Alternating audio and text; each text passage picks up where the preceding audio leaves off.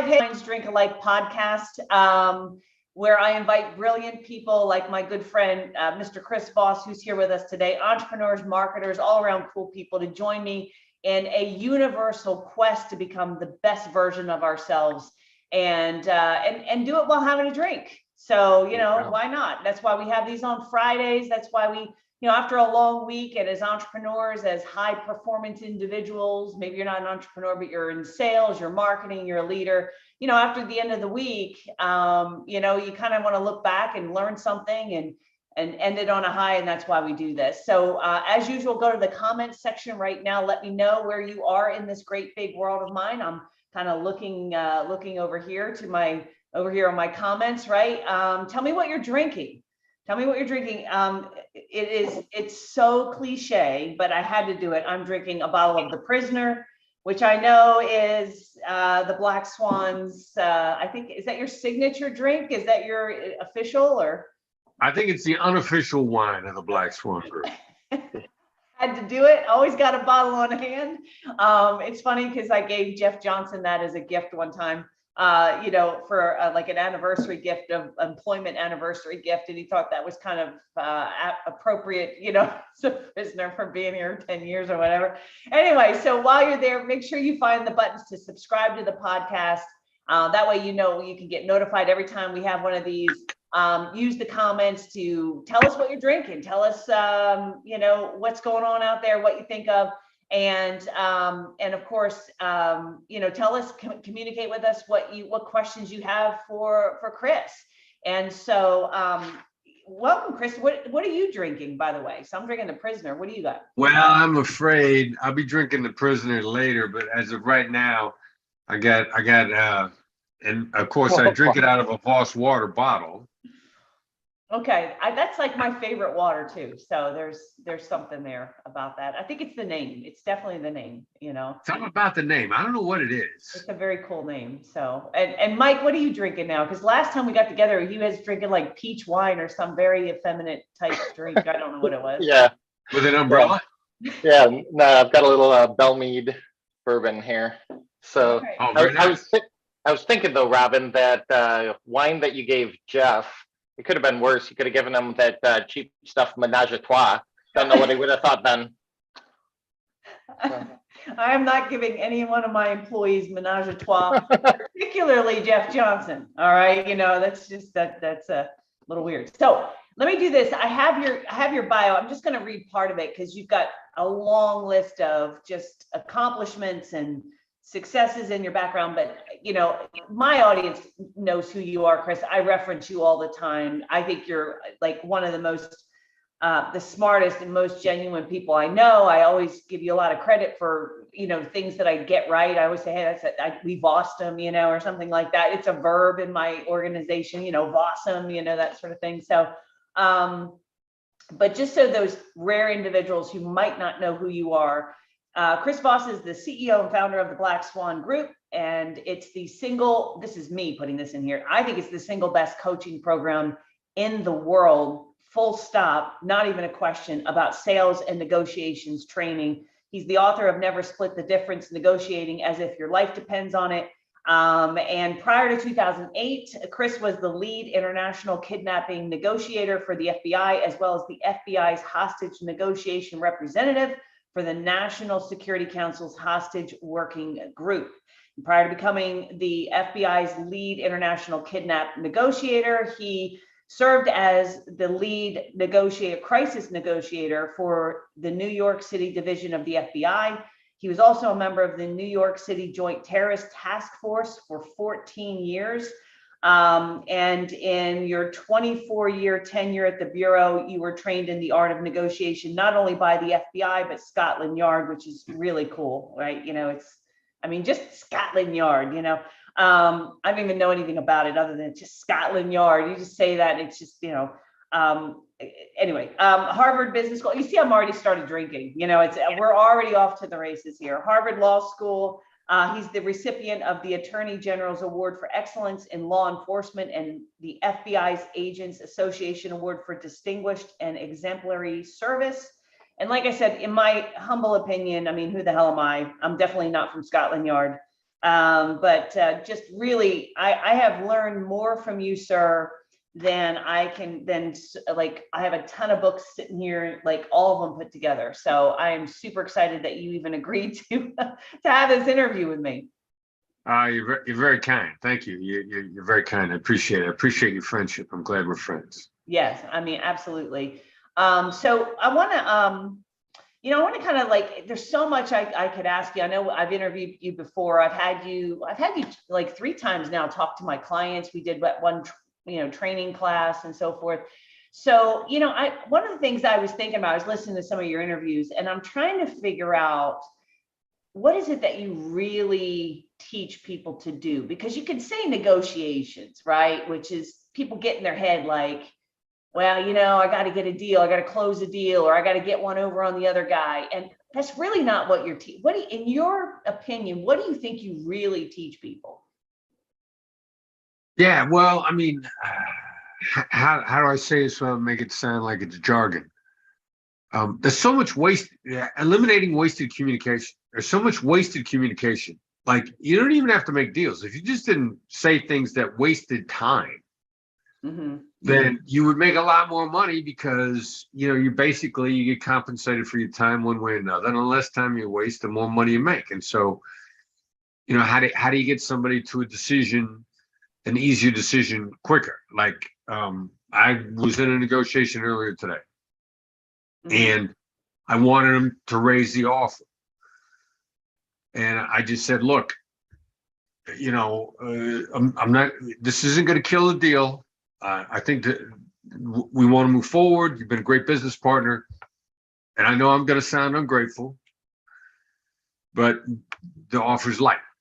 And, I don't want anybody to feel like I'm backing you into a corner over this, because I'm sure it seems very ungrateful. So if they're going to raise the offer, whether they do or not, I don't want them to feel forced into it, because it's going to interfere in the deal. Anybody that gets pushed into a deal, then it costs money downstream. And so it's a good relationship, and it's a good partnership anyway. And there's a lot of value to be gained. And I wanted more. I'd hoped for more, but simultaneously, I know how I ask for it is the possibility of creating a lot of problems. And so, and wasted time. If it creates problems, it's going to be wasted time. So I want the rep I was talking to be able to go back and express dissatisfaction on my part without creating hard feelings. Right. And that's really just about, so we don't waste time. Yeah. We're going to make the deal. We're going to work it out. And I want everybody to be happy. And then if they're happy, they implement the hell out of the deal, and everybody does well. Right. Mike, what do you think? And I'm curious out there, if you're listening, I'll glance over here at the chat and stuff.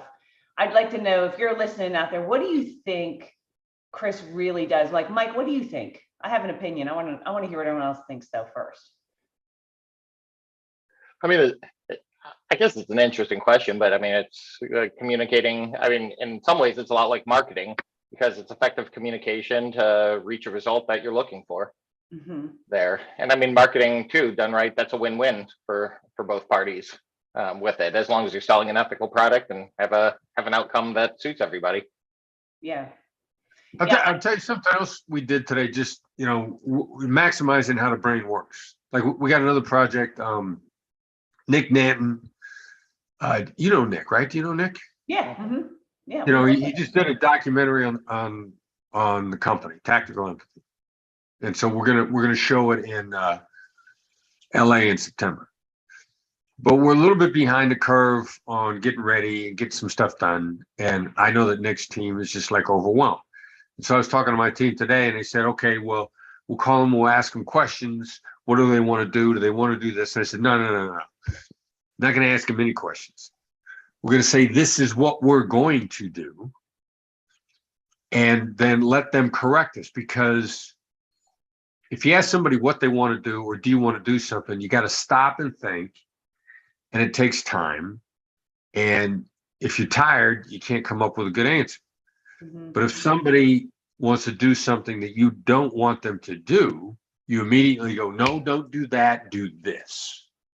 So smart. And Yeah. so I'm like, all right, so we know we're dealing with people that are overwhelmed.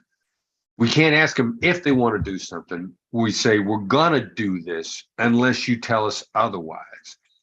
And I just know from the way the brain works, for people that work with me, like if I'm exhausted and they say, what do you want me to do? I go, I don't know, leave me alone.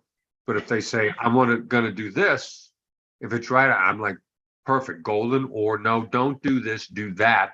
And then we move forward immediately. Right. It's kind of like asking someone, where do you want to go to dinner tonight? And they go, I don't know. And it's like, if you say, but if I say to you, hey, do you want to go to Bourbon Steak tonight? Nah, I don't want to do that. And then they'll say, I want to go someplace local, or I want, and then all of a sudden it's so smart. That's Yeah. right. And then I would follow with, let me tell you what I propose. What about this doesn't work for you? To use your no-oriented. Exactly. Right. Yeah. Just help understand how people think. And of course, there's, just like Mike said, there's a certain presumption, that you're ethical and that you got a good product. Mhm. And so now, if doing all that, let's make this happen as quick as we can so that everybody benefits. Yeah. See, I think, I really have given this a lot of thought. I think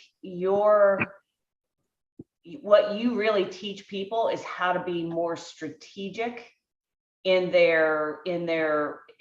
not just in their dealings with people, but their business overall, right?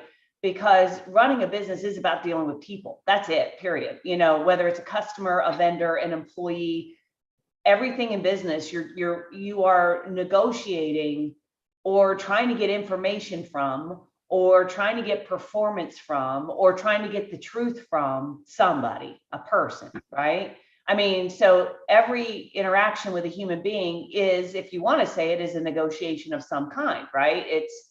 They might not be telling you what you need to hear. They're withholding information. They might be giving you a counterfeit yes to you, and that's a dangerous thing, right? Because you can't have a counterfeit yes. What I really think you do is you teach people how to be a lot more strategic in conversations, which again saves time. To your point, it saves time. But like one of the quotes that you have, and I'm not going to say it exactly right but it's never be so sure of what you want that you won't accept something better, or be open to get. I think is that right? Is that your? Yeah, no, you got it right. Yeah. Yeah. So I think what you do is, I think people get very hung up on what they want, what their agenda is, and they never really, and they're so, like, even in sales, people are so uptight, got to close the sale. And I'm going to sell them this thing that I got to sell them this thing because this is what's on my basket. This is on my wagon here. I got to sell. Like they close down, and they really don't have a good productive communication where there could be far more. So talk about that a little bit. Talk about that quote, never be so sure of what you want that you wouldn't accept something better. Yeah, well, I mean, to start with, the hard thing for people to wrap their minds around is there's always something better. Mm-hmm. There's never not a time. And so how can I say that? Well, in any given deal, you're holding back information. There's stuff that's important that if you were to reveal it, it would affect the entire outcome of the deal. Now, if you could completely trust the other side with that information, you probably reveal it because it could affect the entire outcome of the deal. There's never a case when you have to make a deal, what your budget is, sort of pressures you're under. There's never a time that's not part of it. So if there's never a time that's not part of it, it's also true for the other side. So both sides in any given negotiation are by definition holding back important pieces of information, which means since you're lacking not just information, but important information, it's not possible to know the best outcome. Right. It's not possible. Mm-hmm. Now, a lot of people that have a lot of experience in deals, and it is what it is, will try to convince themselves emotionally that that's not the case, but there's always a better deal that's possible. Now, so if you're completely fixed that you figured everything out because you know everything, then you're going to miss those opportunities, or you're not going to slowed down just enough to maybe trigger somebody saying something accidentally or something they think is innocuous. So there's always a better deal, always. Right. And the more fixed people are on what they want, the more likely they are to miss it. Right. And I think when the questions like in the book, never split the difference. I mean, and in the training you've done, a lot of it is asking those, I don't want to just say open-ended questions, but more how and inquisitive, getting them to talk, getting them to think through. And I think an important distinction, because again, I know a lot of the people on here. I see Adam Pittman's great guy. Love Adam. Hey, Adam. He said, he's been able to focus on empathy much more than ever before, and it's helped diffuse issues and create harmonious outcomes. And I think, part of, again, what you're doing when what you teach in the book is you're coaching some people, like you say, that everybody's withholding information, right? But here's what I would add to that. Maybe you disagree. Is I don't think they know they're withholding information all the time, right? In other words, like I think sometimes they haven't thought things through all the way, and they're saying yes to something, or they're going down a path, or they're certain this is the way, and they haven't really thought it through. And if you can come in as the salesperson, as the negotiator, and ask them that you get them to think it through better, which then produces a better outcome. 100%. And it's more likely that they haven't thought things through than anything else. I mean, that's probably the much bigger problem. People are hoping, or somebody on their side is hoping, or somebody has a misconception, and not enough thinking it all the way through, which then creates problems. I agree completely. Yeah. So I think again, so let me ask you this on that going down that vein. Talk about, because again, I know a lot of people here are, I see Paul Tracy out there, I see a bunch of clients, they're familiar with your work. When you're talking, like when you're sitting down to opening up any negotiation, and let's use something that, like, not just ordering a cup of coffee, but let's say you're literally sitting down across from an employee that you're about to hire, or you're sitting across from a potential customer, or you're sitting across the table with a current customer. What are some of the, in your mind, what's always like the first thing you need to understand? What are some questions and things that you would approach with that, hey, we got to get, this is the opening to kind of, to open the floodgates, if you will? Well, I'm mostly just trying to see if I can, connect. Because, and even more so now, you mentioned employee, sitting down with a potential employee. I want to connect because, we talk forever in all business negotiations, focus on implementation, which is really, how's this going to go bad? How are we going to know it's going bad? How are we going to fix it if it does? Most of the time, something's going to go wrong. And if you don't also address how you're going to fix it, then it starts going wrong, and it really accumulates, and it gets downhill, and it's almost unfixable because people are hoping that it fixes itself. There's a lot of hope involved in fixing problems. Now, when I start talking to people that we're going to hire, I'm like, look, here's how this is going to go bad with me.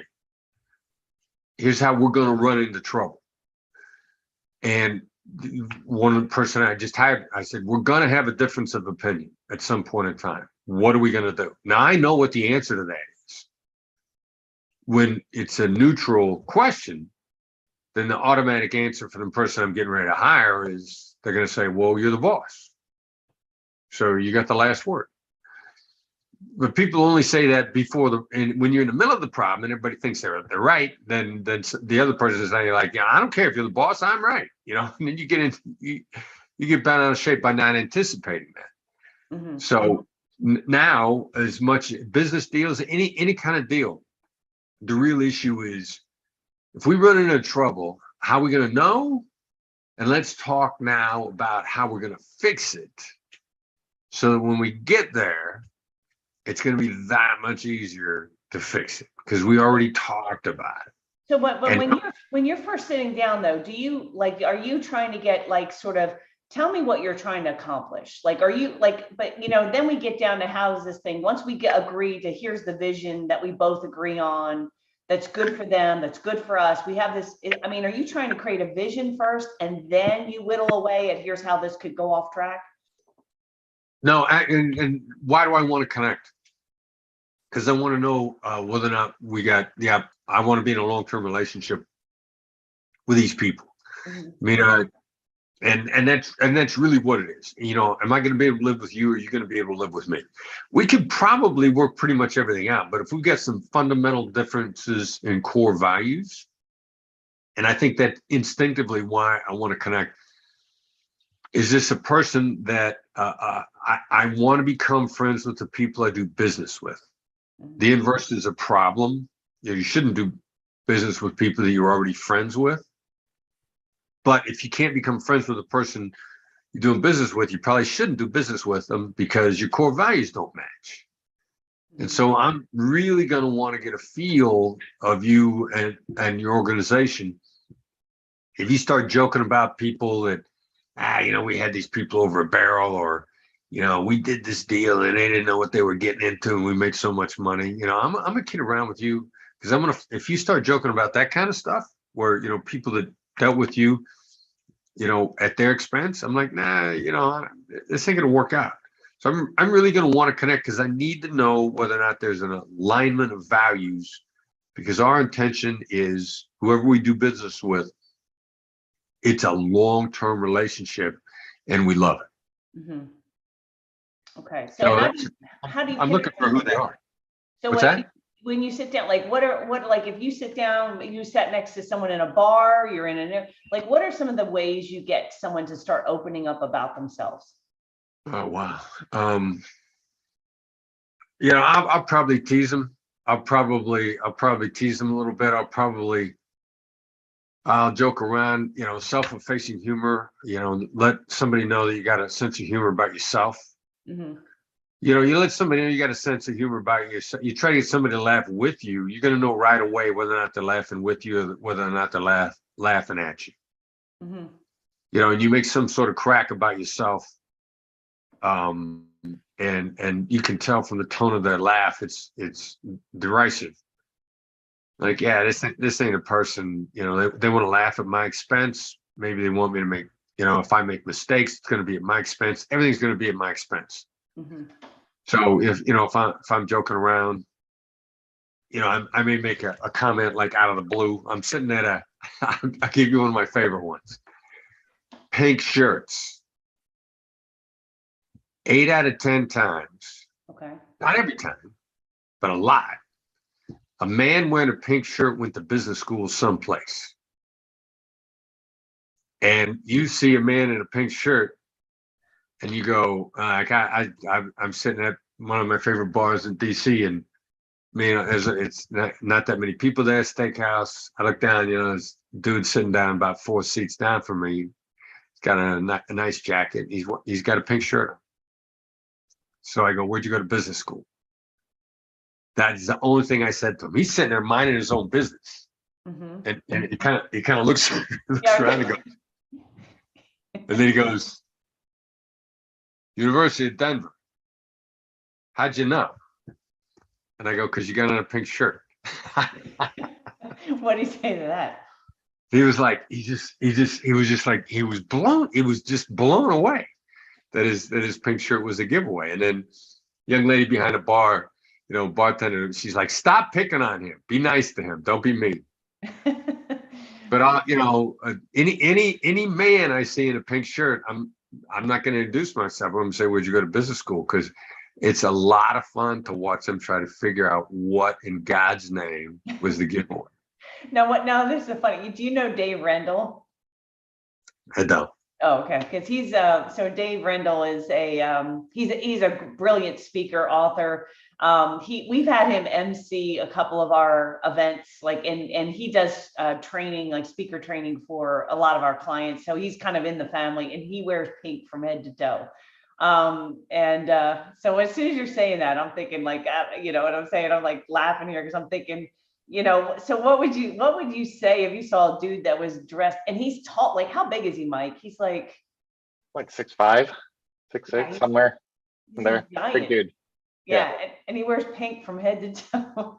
So like if you saw a dude that was like 6'5", 7 feet tall or something, and was dressed in pink from head to toe, would you still ask him where'd you go to business school, or would you like, No, I'd make some other kind of crack to see because like this, I'd say, what is this, a cry for help? What's going on here?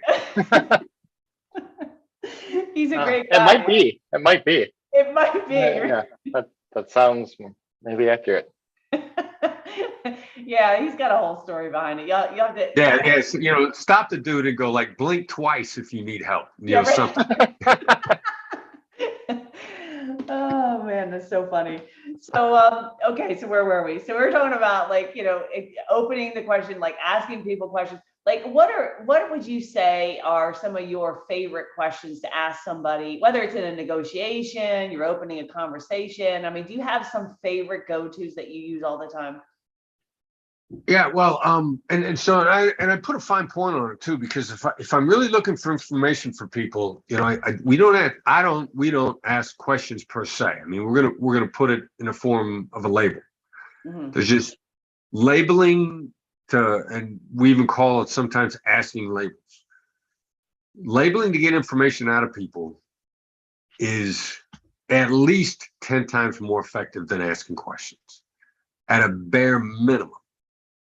I mean, there's just and I can't explain the neuroscience of it. I just know it from experiencing it, and I know it from using it constantly. And an example, experiencing it. I'm coming home a couple months ago. I'm jet lagged. I think we're coming back from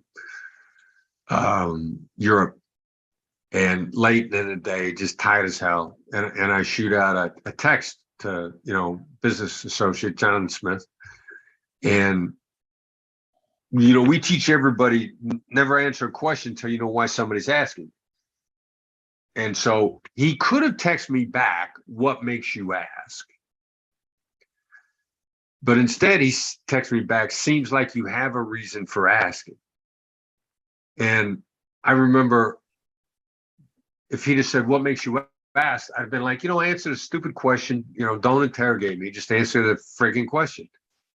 But he came back with a label, seems like you got a reason for asking it. And I hit like 4 straight reasons. I knocked them right out in text in quick succession. And I'm sitting there thinking like, yeah, it just labeling somebody to get them to talk is much insanely exponentially more effective in getting somebody to talk. So we don't ask questions. Mhm. And if it seems like you guys have been shopping around. Seems like you got something really specific in mind. Mhm. Seems like you guys have got a vision on how this is going to work out. We'll start teasing out with people what they're up to, what their long-term plans are, by making verbal observations, labels, to get a feel for who they are and where they're going. Because they really want to know, who somebody is. Want to get a feel for, do they joke around? Do they wear pirate costumes at their annual events? What do they do? Yeah, and I don't know any weird people who would do that. I mean, might be a cry for help. I don't know. Sounds like you have some experience with that. No, I think what you're saying though is if you can get into that habit, asking somebody a question is, I feel like in a way is it's almost like asking a favor, like because I'm asking you to give me information that you don't have to give me, and if you label it, people like you've often said, people like to correct you, right? Sounds like you're under a lot of pressure. Sounds like you're, like we were just talking about, we actually just pulled out, and I'll remind all the members who are listening here, we were pulling out your negotiation webinar you did. Do you remember back in 2020, we had you do a webinar for my clients? Because back in 2020, I don't know if people can remember back that far, but people were constantly, they were calling up our members, they were calling up us, trying to get out of contracts, trying to not pay, hey, it's really hard. Can you give me a discount? Can you let me out of my agreement? Can we, that sort of thing. And we brought you in to do that. We were just like re-listening to it because, when you're in a negotiation with a client who comes to you and doesn't want to pay or wants out of a contract or whatever, what I remember that was one of the things. It sounds like you're under a lot of pressure. Sounds like you're up against the wall. Sounds like sounds like you hit some hard times. And hearing people out, and that's all labels, right? Yeah.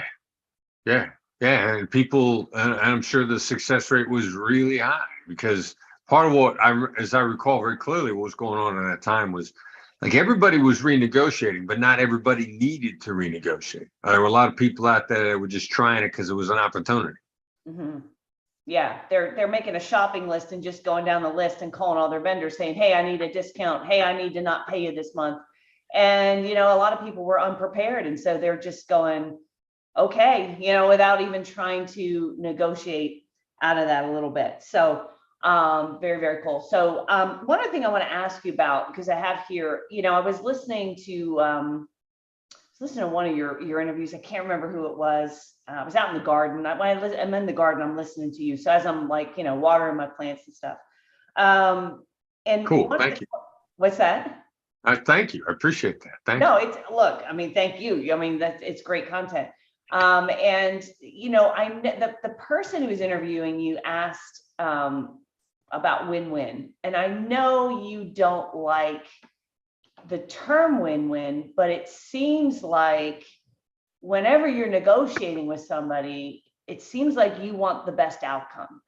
And not just like in a selfish way, but I've heard you say before, even if we don't do a deal, even if I don't get what I want, or they don't get what they want, more importantly, right? If they don't get what they want, I want to preserve the relationship as much as I can so they'll come back and deal with us again. Now, see, to me, that feels win-win. So unpack that a little bit. Like, what do you mean? Why don't you like win-win? And talk about that. Yeah, well, and probably in point of fact, definition, I certainly don't want anybody to actually lose or to feel like they lost in either instance, because in reality, that's how I'm built. I'm wired that way. I don't like people to feel bad.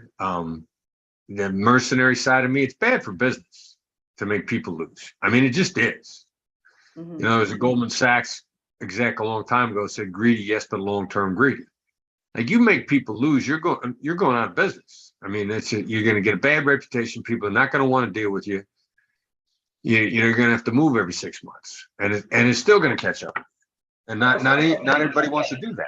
Social media will get you, because people today now, they don't just get unhappy. They go on social media and post all their hate on social media. Yeah.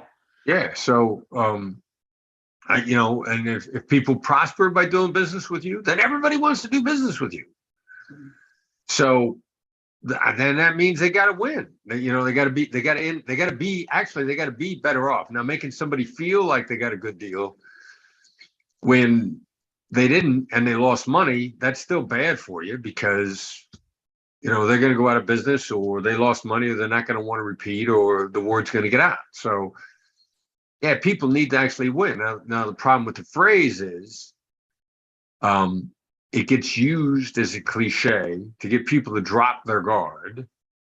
And I just started seeing consistently, especially when I left the FBI, somebody calls on the phone, hey, got a win-win proposition for you. And I'd hear them out. And once we heard it out, there was like, there's no money here for us. Like, you may win, but we are not going to win. Mm-hmm. And I started seeing that over and over and over as a behavior from somebody who really wanted us to lose if they mentioned it right off the bat. And then I'd be in a company, and I can remember one in particular.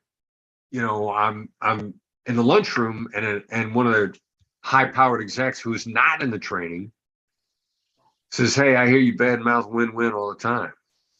He says, why do you say that? And I go, well, our experience is somebody says win-win, they're going to ask for twice as much as they wanted to begin with. They're going to settle on where they always wanted to be.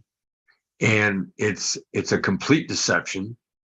And they're using that just to manipulate other people.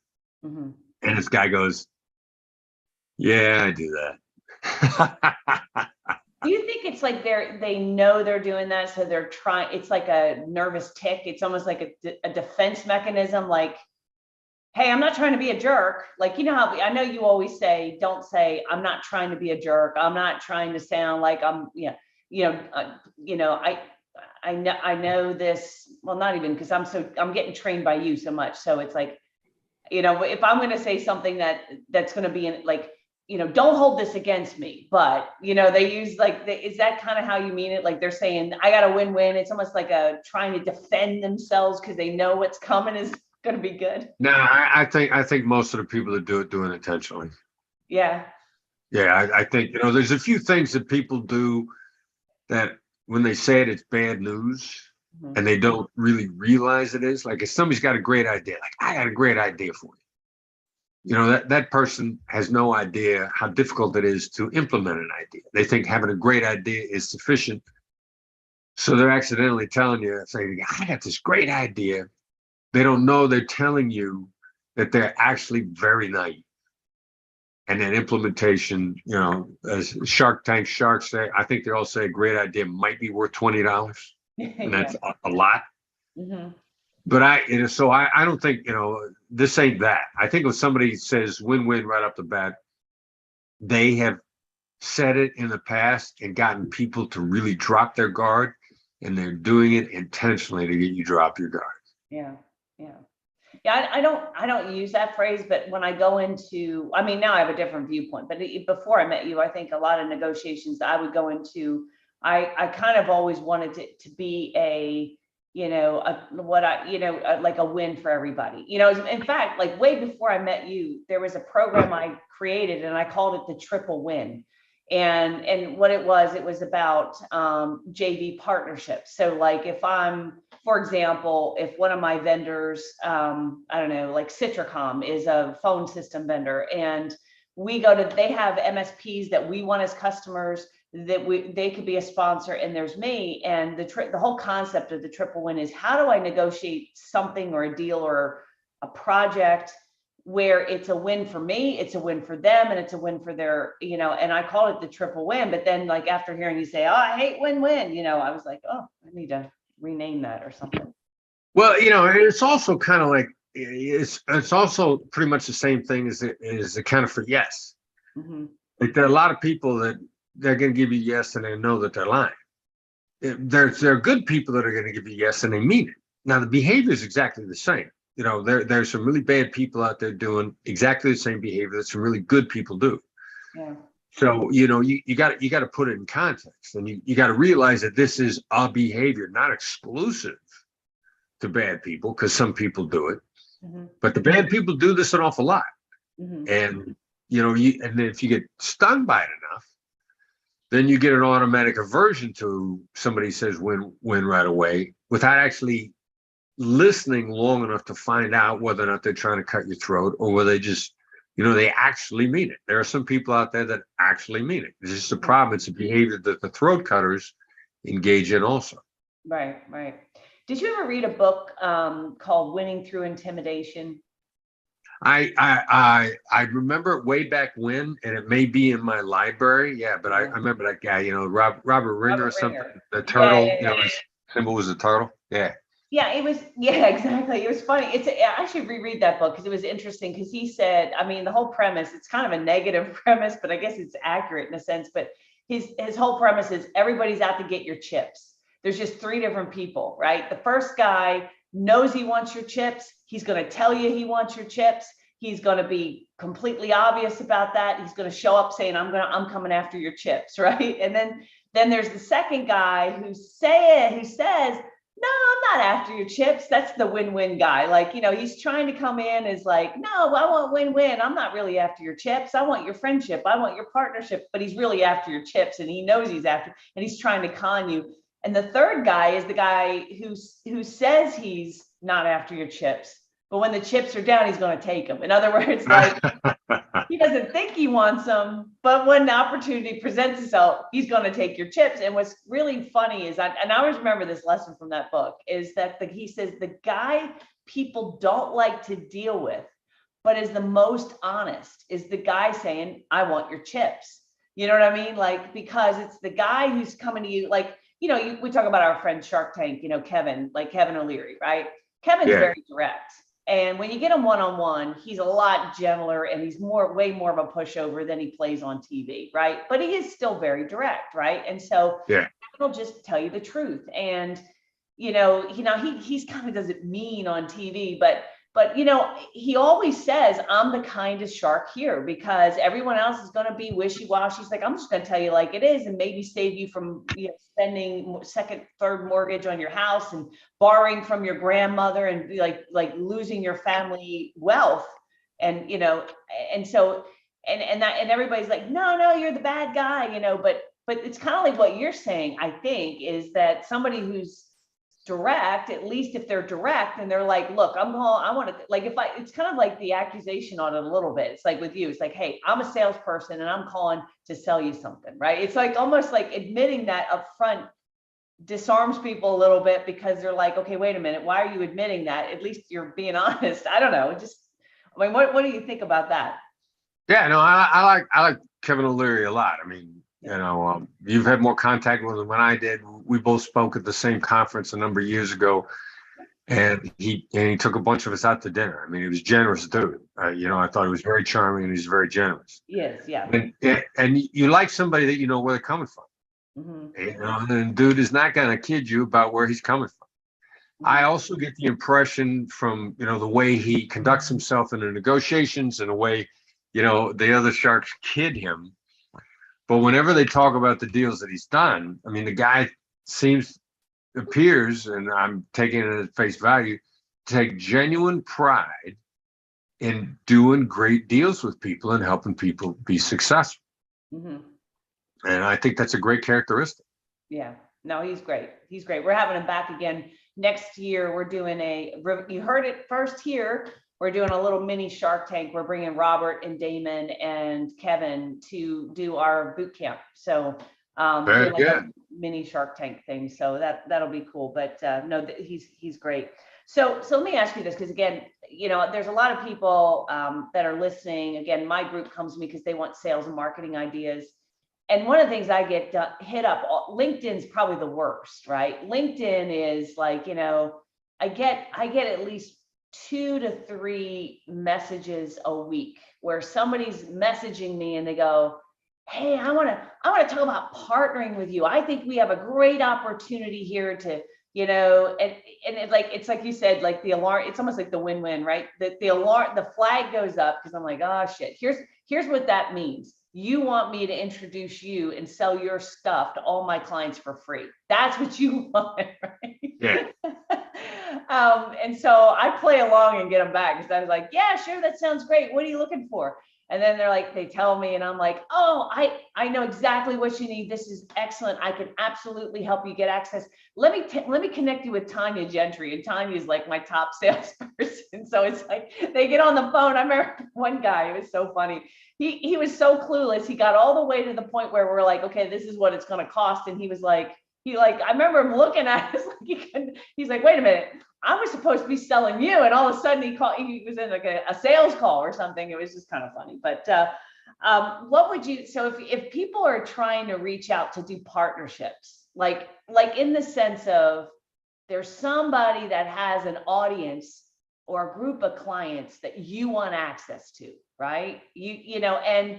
And you want to do it in a way where you do provide value. Like, how would you coach somebody to approach somebody of influence to get them to start working with you and endorsing you in some way? Yeah, well, you do 2 things. First of all, come up with a plan that actually takes into account the landscape. Mm-hmm. And then start by being generous. Do them a favor first. Do something. It doesn't matter what it is, but anybody that does something nice for me first always gets my attention because that's a great calling card. Mm-hmm. The secondary issue, and I'm a little shocked that more people don't really realize that this is the case, because if you dig into the any of the buyer behavior surveys, B2B and B2B decision making is no different than B2C. There's no data out there that says that human decision making changes based on circumstance. None. Thank you for that. Yes. Yeah, and that's why I've always been comfortable looking at the B2B surveys outlining decision making, because they say, well, that's not B2C.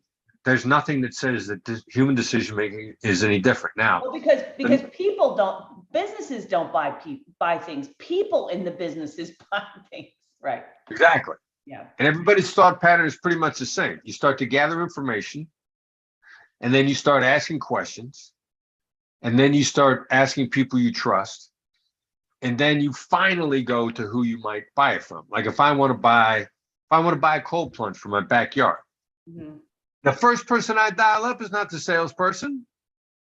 By the time I talk to the salesperson, my mind is pretty much made up. People make their decisions over is, do you know the landscape? Do you know the ground that we got to cross to get from point A to point B? Now, we love people who come up with plans, and a business person, if I'm, like I'm hiring a marketing person, I'm going to say, what's your marketing plan? If you even think about planning, then you're a step ahead. But the plan has to have some awareness of the landscape that you got to cross. What are the pitfalls? I think, the SWOT analysis that they teach in all business schools, the idea is to make people aware of the landscape. But, when I went to business school, nobody actually said, well, just do strengths, weaknesses, opportunities, and threats. And not even realizing that this is the battleground that we're going to have to cover in order to get this implemented.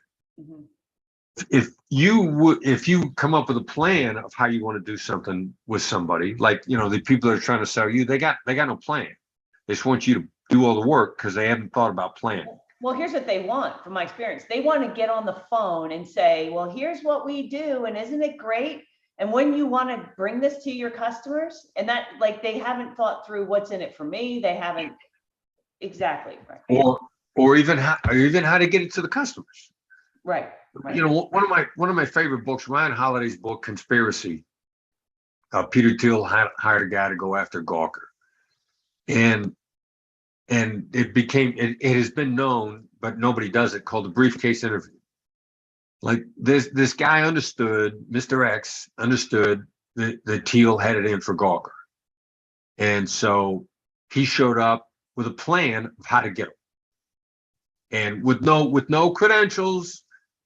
His first meeting with Thiel, but he came in with a plan, and I've seen it referred to as the briefcase interview. Show up with a plan, and Thiel hired him on the spot because he's like, the plan's going to change, it's going to cost different than what you imagine, but the mere fact that you got a plan, I'll hire you right now. And so, or at least if I give you my plan, it's kind of like what we started out with talking about earlier. Someone can say no to that, right? If you show up and you don't have a clue and you don't have a plan and you don't have anything, you're wasting my time. If you show up at least with an idea, at least with a plan, I could say, no, that's not going to work. But then maybe we could start talking about, like, what about that doesn't work for you, and start to, have a dialogue at least. Right. Yeah, somebody's at least thinking ahead, which, how hard is that? But nobody does it. Yeah. We get approached all the time. We had a company after us, want to work with us in Brazil and, do the training in Brazil. And it's a great idea. Black Swan method. First of all, I already know it works in every country because the book sells extremely well in every language on earth. So I know it works. And so, we think it's a great idea to bring the Black Swan method to Brazil. And I'm like, okay, so what does it take to get people to buy training in Brazil? Well, it's a great idea to get people to bring your method, you know, it's a great idea. We got a great product and no idea whatsoever as to how people buy in Brazil, or, you know, I mean, clueless. He just thought we make it available and, you know, you build a better mousetrap and they will come. And like, no, that ain't the case. And so I asked him several times, you know, what does it in your environment? What are the indicators? How do people buy training? And never got an answer. So never pursued it ever. Yeah. No plan. Yeah. Yeah, I mean, I think you're right. I think so many people, they want something, they come, and I'll use that. Now I understand better, like what you mean by win-win. It's not, they're trying to use this, hey, I got a great idea, you can make a lot of money, blah, blah, blah. But then when you get into the how, they haven't thought it through, it doesn't work for me, et cetera. It just falls apart. So, yeah. So let me ask you, I know I want to watch the time. You've got a new book. Well, I mean, Derek actually has a new book out, right? It's, where I ordered it and it was supposed to be here and I ordered it rush, right? I did not get it because I wanted to hold it up myself because I feel like this book, just the title of it needs me, like is calling to me. Mike, don't say anything. I'm not even gonna look at Mike in the eye because it's Ego, Authority, and Failure. Just muting. Yeah. Right. Mike bought me 5 copies. God bless him. So tell me, like, so Derek is he's one of your client coaches. He's brilliant. I mean, I've worked with him. Yeah. Amazing. He's an incredible human being, just a wealth of knowledge, just he's like a rock, you know, he's just one of those people, you know, that you just kind of like, you immediately like, and you just get right away, this dude knows what he's doing. You know, he makes that kind of impression. At least he did on me when we engaged with him. Tell me about what this book is, you know, give me a little synopsis. Well, what he did was, and having been a police commander and been in a lot of leadership roles, he thought that, you know, he knew the tactical empathy applied to leadership. 100%. So he decided, like, I'm going to write a book on leadership based on tactical empathy. Did a bunch of interviews with a lot of leaders.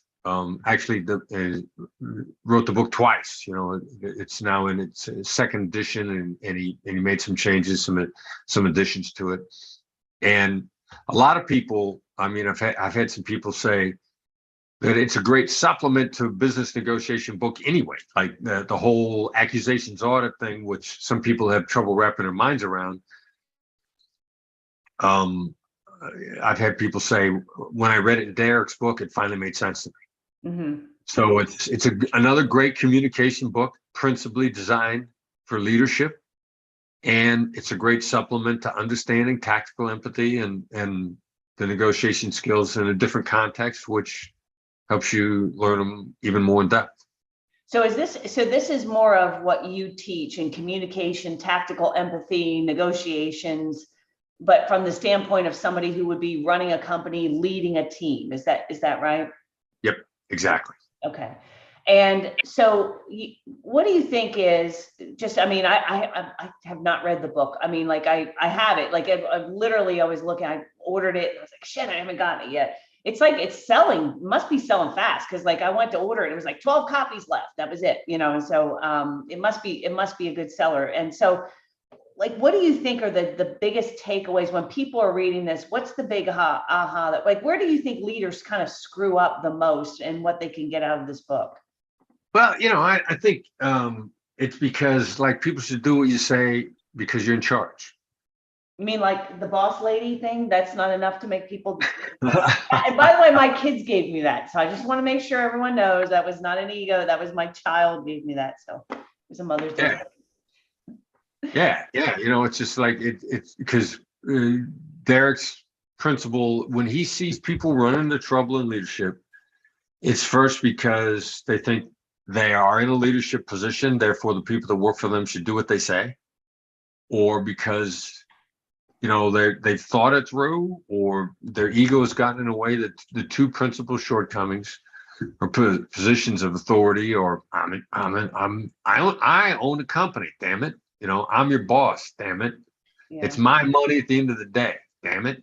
Yeah. You know, that although these things are true, they are also not indicators of effective leadership, of getting people to knock themselves out for you, to to have the job satisfaction you need, so that if you got an 11 p.m. call, that somebody from your team is jumping on without being unhappy about jumping on that call. They job satisfaction, so they don't burn out, so that they care about what happens, comes from, finding other ways, empathy. Empathy is a great description I was just given 2 days ago from a guy that we're going to bring on as a coach. That empathy is head to heart. In your head, you can see what's in their heart. It's not heart to heart, where you share the emotions, you share sympathy, you feel bad for them. That's heart to heart. And there ain't nothing wrong with heart to heart. But head to heart, seeing what really matters to them and then using that to navigate appropriately. Yeah. I need that. I mean, we should, does he, I mean, he speaks, right? I know he was at the, no, was he at the 2-day training we did? I'm trying to remember. No, just Brandon. But he was doing the follow-up calls. That's where. Probably, yeah. Yeah. Because Brandon was there, right? Exactly. We should bring him in to speak to our audience, because they're all entrepreneurs. They're all running small businesses. And I think right now there's a talent shortage, right? I'm going to say shortage, but everybody's competing for top talent, right? And so I think being able to attract those top talent to you, lead them to get the most out of them, that's a huge competitive advantage. Amen. Yeah. Derek, you guys love having Derek come in. He's solid. He's very funny. He doesn't strike you as a guy who would be very funny, and then he starts saying funny stuff, and it really catches you off guard. Oh yeah, I'll make a commitment to you. We will bring him in to speak, and I'll get a copy of this book for every one of my members, because at the Producers Club, because everything that you guys produce, guys, I'm telling you, if you're watching this, everything that you produce is top notch. It's just, I don't even have to I'm just asking you questions. I didn't have to guess, is it good? Or I know it's going to be good. I just know I'm going to get something, not just get sometimes you read a book, you get one thing. I think your book is something that you study. You know what I mean? That it's something that you go through again and again and again and again. And every time it's just that practicing that tactical empathy, the listening skills, the being able to ask questions, and just, I'm not even ask questions, but get information in a way that is very elegant. I think that's just so cool. And of course, that's what leadership is, so I think that's amazing. So where do they go to get we can put this in the little chat, but where would you like them to go to get a book? Would it be your website, Amazon? Probably Amazon. Amazon's got to be the best move. Okay. So go to Amazon. When did this book come out? Did this just the second version you said it? Yeah, the second version was earlier this year. Okay, cool. All right. So make sure we get that. So Chris, I want to be aware of the time. Just one last really important question. If you were going to be a Muppet, which Muppet would you be? Animal, the one who plays the drums, right? Is in a, what is that? Yeah. It's some insurance company commercial where animals up in an attic playing drums. I'd be Animal. I like it that he just had an answer ready. Yeah, I mean, you didn't even have to think about it, right? Yeah. So is he your favorite Muppet, or is that just the one you identify with the most? I suppose I identify both. I identify with the most. Yeah. I don't even know the answer to that question for me. I don't know. I have to think about it. I think I'm one of those grumpy old guys that sits up in the, I don't even know their names. That sits up there and looks down and everything, It's I think that's kind of more my speed. I'm definitely not a Miss Piggy, but I guess I could, I don't know. I just don't, that's just not me, but I don't know, Mike, I never asked you that, Mike. What Muppet would you? The Muppets, I don't have an answer at the ready. I'm not a Muppet fan club personally. That I guess it'd be the grumpy people, just not that I'm grumpy, just because I like to make jokes and make fun. So I guess that would kind of be it. But we got people in chat saying we love Brandon. Adam Pittman was shout out on there. And if I could ask one real quick question, just because, so Chris, I lead a lot of the marketing managers that work for the companies, and a bunch of them are the sons or daughters of the owners. Now, obviously, you work with your son. I think he's the president of Yeah. Black Swan. Yep. Okay. Yep. He comes, he speaks. He's like, as you said, he's kind of a clone of you. Just wondered if you had any advice to owners and family members who are working together. That's a good Wow. Yeah. Other than give each other a lot of space,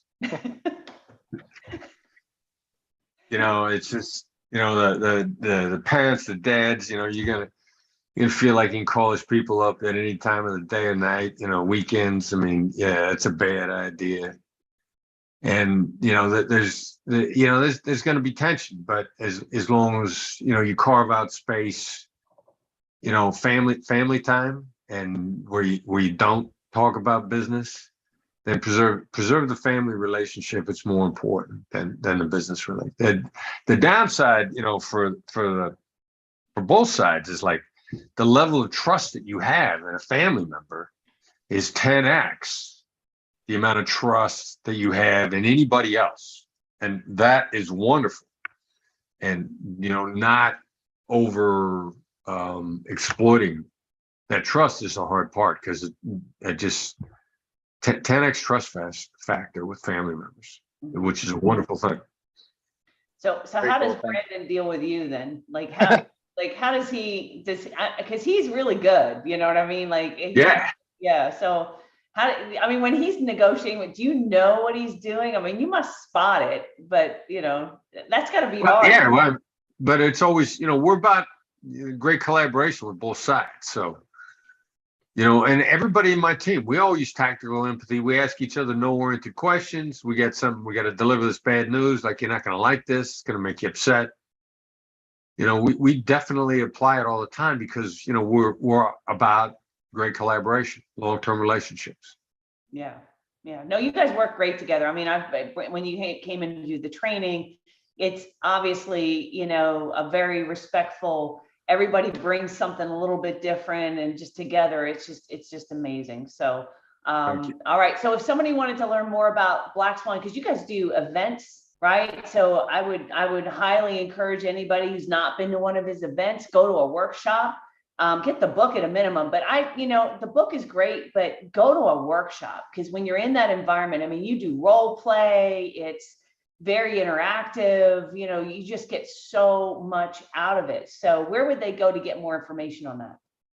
Well, the best thing is to subscribe to our blog/newsletter. Comes out every Tuesday, because then the announcements about the live in-person events or some new training will be contained in that. But then the newsletter is actionable, concise negotiation advice that comes out once a week on Tuesday morning. Mm-hmm.